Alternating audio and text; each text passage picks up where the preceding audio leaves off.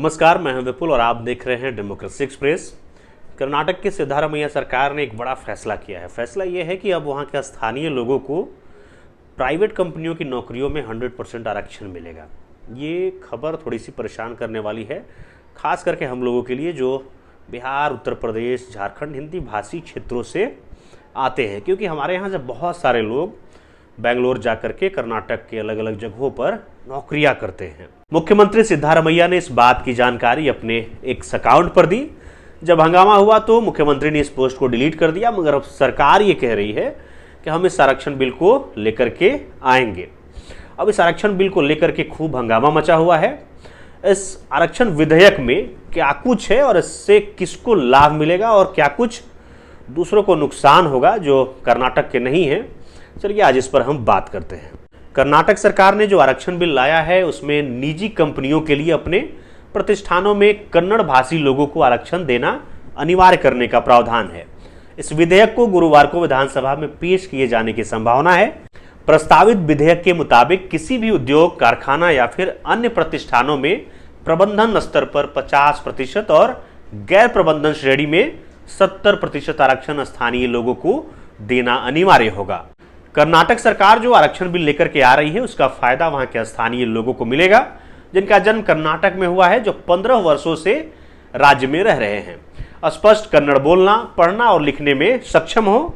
उम्मीदवार के पास कन्नड़ भाषा के साथ माध्यमिक विद्यालय का प्रमाण पत्र नहीं है तो उन्हें नोडल एजेंसी द्वारा आयोजित कन्नड़ प्रोफिशिएंसी परीक्षा उत्तीर्ण करनी होगी। कर्नाटक सरकार का यह कदम हरियाणा सरकार द्वारा पेश किए गए विधेयक जैसा ही है, जिसमें राज्य के निवासियों के लिए निजी क्षेत्र की नौकरियों में 75% आरक्षण अनिवार्य किया गया था। हालांकि पंजाब और हरियाणा हाईकोर्ट ने 17 नवंबर 2023 को हरियाणा सरकार के फैसले को रद्द कर दिया था।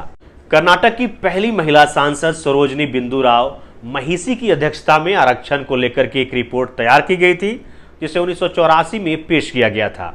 हालांकि उस पर अभी तक कुछ काम नहीं हुआ था। रिपोर्ट में सभी सार्वजनिक क्षेत्रों की इकाइयों में कन्नड़ लोगों को 100% आरक्षण दिए जाने की सलाह दी गई थी।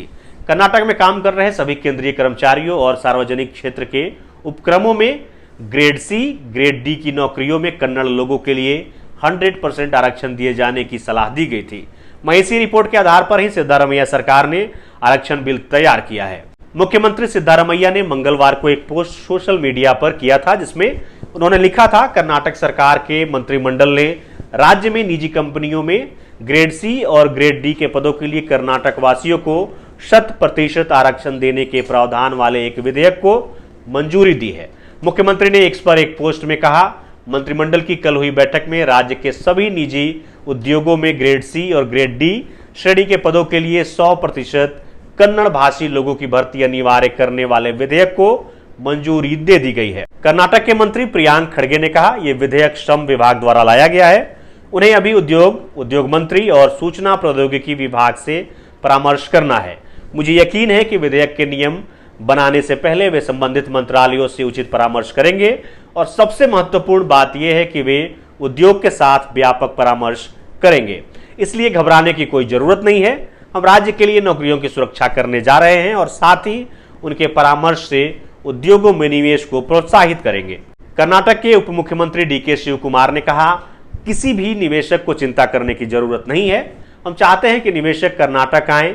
यहाँ कुछ ऐसे लोग हैं जो प्रतिभाशाली हैं और राज्य के बाहर से आए हैं।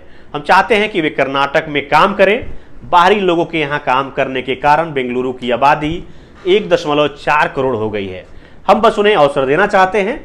हम नियोक्ता और कर्मचारी दोनों से ज्यादा चिंतित हैं। हम देखेंगे कि हम कन्नड़ लोगों को कहां समायोजित कर सकते हैं। कर्नाटक सरकार के आरक्षण संबंधी बिल को लेकर के उद्योग जगत की जबरदस्त प्रतिक्रिया आई है। चर्चित उद्यमी और इंफोसिस के पूर्व मुख्य वित्त अधिकारी टीवी मोहनदास ने विधेयक को फांसीवादी करार दिया है। उन्होंने सोशल मीडिया पर कहा कि इस विधेयक को रद्द कर देना चाहिए। यह पक्षपातपूर्ण है, प्रतिगामी और संविधान के विरुद्ध है। फार्मा कंपनी बायोकॉन के प्रबंधक निदेशक किरण मजुमदार शो ने कहा, एक प्रौद्योगिकी केंद्र के रूप में हमें कुशल प्रतिभा की आवश्यकता है और हमारा उद्देश्य स्थानीय लोगों को रोजगार प्रदान करना है। हमें इस कदम से प्रौद्योगिकी में अपनी अग्रणी स्थिति को प्रभावित नहीं करना चाहिए। तो ये तमाम जानकारियां हैं जो इस आरक्षण विधेयक से जुड़ी हुई हैं, जो हम आपके साथ साझा कर रहे थे। आपको ये वीडियो कैसा लगा आप हमें जरूर बताएं। बाकी ऐसे ही वीडियोज के लिए आप देखते रहिए डेमोक्रेसी एक्सप्रेस।